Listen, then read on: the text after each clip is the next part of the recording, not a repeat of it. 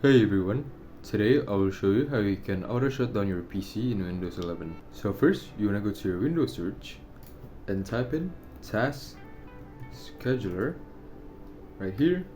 Click on this. Alright, so when you're here, you want to go to Create Basic Task here. Click on it.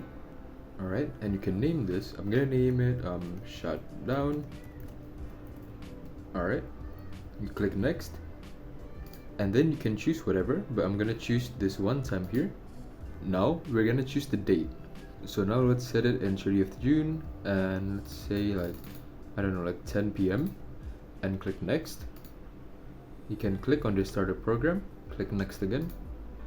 Alright, so you can just call this shutdown again. And for the arguments, this is very important. You need to type in -s space -f space again and -t space 0, and then you click next and finish. Alright, and now your computer has a schedule to shut down. If you guys have any questions, you can just leave it down in the comments below and I'll try to answer all of it. Thanks for watching.